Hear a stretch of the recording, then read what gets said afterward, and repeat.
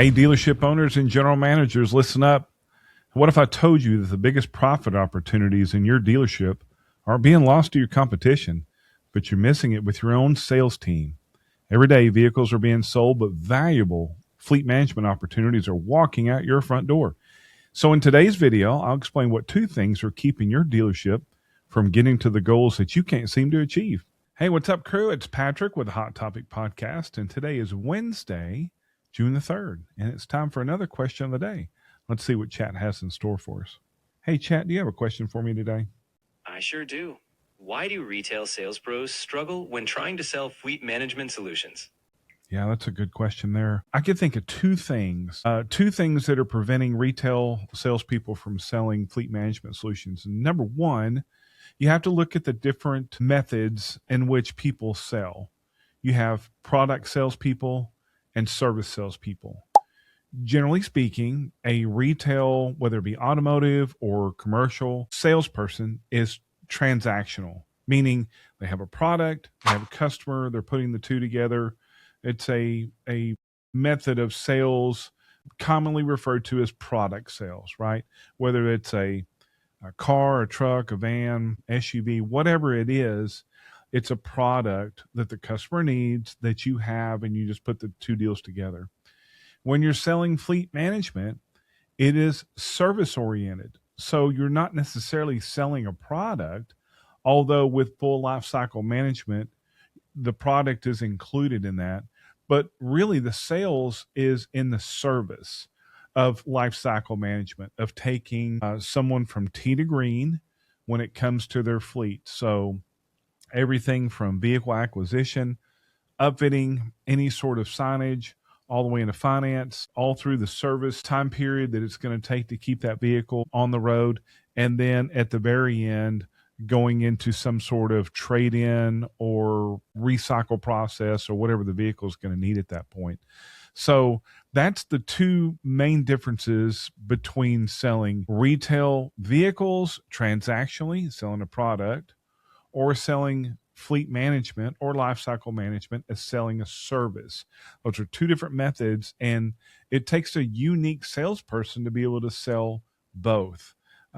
Most people struggle with that because when you look at selling a service, it's a longer time period. Let's face it, a lot of business owners, a lot of fleet operators, they don't wake up in the morning and think, you know what, I'm going to buy fleet management today. That's just not how it works. But they can wake up and say, you know what, I need to buy 3 vehicles for the fleet today. I have to get that done.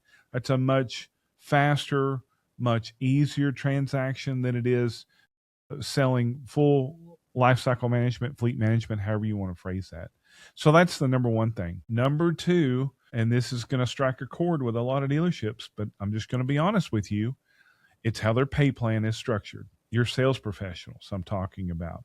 If their pay plan is heavily based on results, there's only so much time in the day they're going to be able to allocate to sell relationships. Relationships generally don't pay the bills. Selling vehicles does. So if you have a sales professional that is monetized, meaning they get paid based on unit sales, vehicle sales, however you want to phrase that, that's where most of their effort is going to go. Now, you as a dealership group clearly want those fleet management opportunities. And I don't blame you not one bit, because that's going to be sustainable. Once you're able to lock a customer in as a life cycle management or fleet management customer, now you can better dictate when that customer is going to be acquiring new vehicles.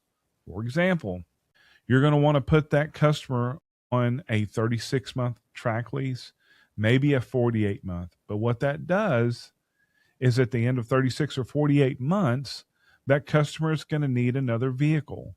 So it's predictive selling at that point. You take a customer that has 100 vehicles, on average, they're going to buy 33 new vehicles a year from you. It's predictive. You're going to know exactly when they're going to buy those based on the terms of the contract. 90 days before that contract comes to full circle, you're going to be ordering vehicles for that customer, getting them upfitted, getting them wrapped, whatever it needs. And then at the end of the term of their initial lease, you're going to be able to trade them out and put them into another vehicle. As a dealership group, that's the business model that you want to adopt. It makes the most sense. You control so much more of what the customer needs based on the track lease contract. But again, that's selling a service and not necessarily a product. But in reference to why sales professionals retail struggle with this method is because as a dealership group, at one time you're asking your sales professionals how many meetings have they secured to be able to sell fleet management to these fleets, lifecycle management. At the same time, you're asking the same sales representative, how many units are you going to sell this month? And if you put them on a minimum quota, let's say it's 20 units a month, and they're sitting at the middle of the month, and the pipeline is fairly thin, and they might be at 8 or 10 units, where do you think their focus is going to go? To be able to sell that additional 10 or 12 units to be able to meet the minimum quota. Because they know, and you know, the vehicle sales pays their bills, and it pays your bills as a dealership group. Fleet management is great to have, but you'll push fleet management off to the side to be able to get the car deal. Now tell me that I'm wrong, and I'm going to tell you that you're not being honest with me or not being honest with yourself. It's all about car deals. So you've got to look at your sales professionals' pay plan differently. And I get it. I understand. It's difficult because it's a performance-based position. You need them to perform at a certain level, at a minimum standard, to be able to feel like that you're getting a return on your investment with that employee. Totally understand that.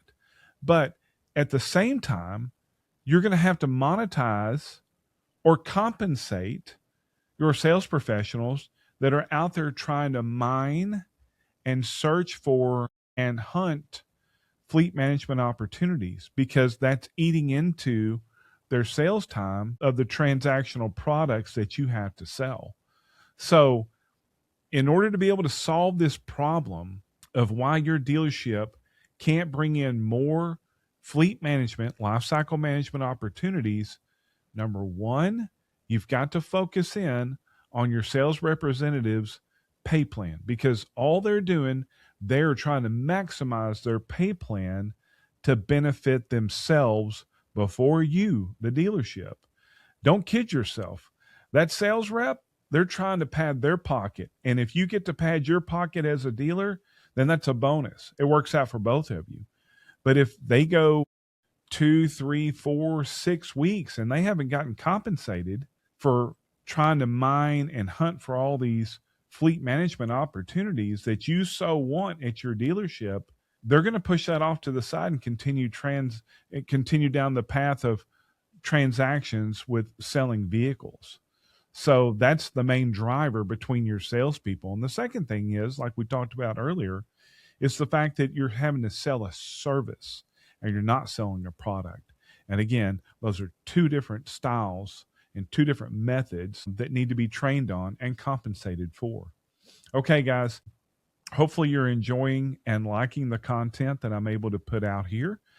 If you would, hey, give me a thumbs up, maybe hit the notification bell and subscribe to our YouTube channel.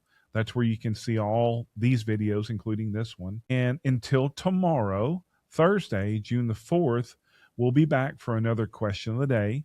And until then, guys, have a great day, and I'll talk to you tomorrow.